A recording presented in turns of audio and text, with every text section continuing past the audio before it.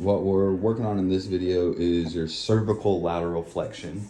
Just to recap before I address your question here, the thing that you really want to pay attention to specifically in this one is that we keep the capital, right, or the occipital position, the upper vertebrae, or the upper connection from your cervical spine to your skull, neutral. So when you're bending left, we don't want the tilt. You'll see in the video that doesn't move your neck at all.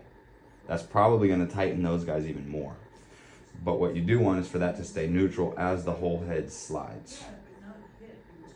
Right, versus, right, just so you could see that. And then you'll hold here. How you're gonna do this at home is I would recommend putting a pillow or something against the wall here and just smashing your head into the pillow. Okay. Does that make sense? Yeah. And rest. So just so you can see this in the video, go ahead and start neutral.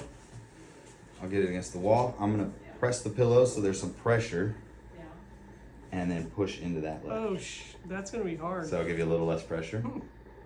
There you go. Nice. And then to address your trap question, right, what you asked was, how can I avoid using this? I think exactly what you just did. Excuse me. Exactly what you just did. For one, try to kind of relax it and push it down. Get it away from your ear. Think about the synergy. As you're bending this way, it should kind of push that relatively down, right? Instead of you trying to compress through this side to hold your neck up. Okay. And you're just gonna hold that. And if it's a little hard to get deep range, relieve some of the pressure. That way you can get deeper into the range. Yeah, yeah, beautiful. And so you can just get closer to the wall or further from the wall if you need more or less pressure. And bearing down, like I can feel my pelvis kind of tilting a little bit. Okay. And like I'm bearing down on this left butt cheek. Is that all okay? We might be going a little too hard. Okay. Try to isolate to the neck. Okay, okay.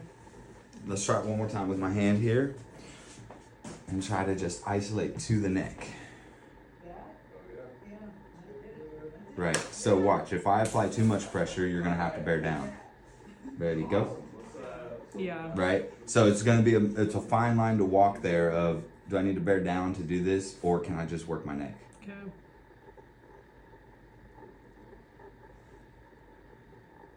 Good, right? So if the pillow stops moving, then you just control how hard you push into it before you bear down, right? If you go to push harder, you're probably gonna need that hip again.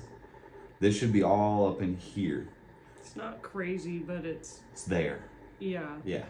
And to be honest, I feel Now you feel it on the right? a little bit in here, like specifically right here. Up high. But I think I just have to keep kind of working it. Let me try a little capital flexion with that at the very end too, like a little lateral capital flexion. So pinch my finger here, like slightly to the left. There you go. Yeah. There you go. Now bend that whole neck. I want to know if that's different in here. Less. Yeah. And then if we go more here, better or worse? A little more pinchy.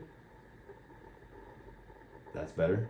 Mm-hmm. Yeah, okay. So we just need to make sure, this is just positional. We just need to make sure we're capital neutral when we do it. Not Okay, so stretching not this, not that. it. So what that should be like starting point is your chin is pretty much straight up. Yeah, if there's a string attached right to your, or stick, Okay. right? We don't want it there. We don't want it down here. It's got to be right neutral there. Okay. And then try the bend again. Is that better? Yeah, I just think it's, and this is, I need to not like think of it as like a large muscle group, you know? It's like, not. This is something that's going to feel small. It's not going to feel like doing squats or things like that. Yeah, it doesn't matter how much load or how much you do it. It's a small It's muscle. really small. It's Yeah. tons of little muscles. Now, the other piece of this that was this video that I was mentioning earlier watching, just about the diaphragm, right? If you're this forward head posture, right, is capital extension and cervical flexion. Right? If the diaphragm is not working properly and you're breathing shallow or something like that, then when you're breathing, and these muscles should assist in you breathing, but they shouldn't be the main drivers, are your scalenes and some of these other muscles up in the neck. So if the diaphragm isn't ascending correctly to breathe, these guys are doing a lot to try to help lift your rib cage, and that's going to pull that head forward and here over time. So you could think about maybe even starting with a couple of these breaths or starting with your knee bent. Okay. So that you get a little bit more of that thoracic extension, open up the chest cavity so the diaphragm can actually ascend and descend a little more. Okay. I want to see if that feels different when you do that. So just bend your knees real quick. And then when you do this breath, this is so heady.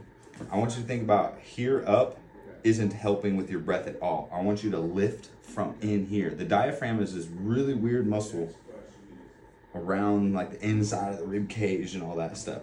Try to lift that when you breathe.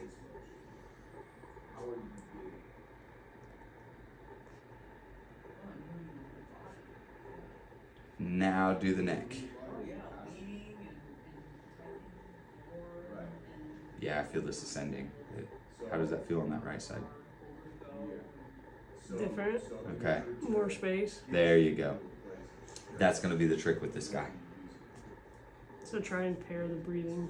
Or at least get to that position and then do the neck. Okay. If you need the breath to get to that position, use it by all means. I think what will happen is the first couple times you will use the breath. And then you should be able to just, without having to leverage your breath to get there. Once you know what that feels like and should do. Okay. Something you would like to add to this one? No. Okay.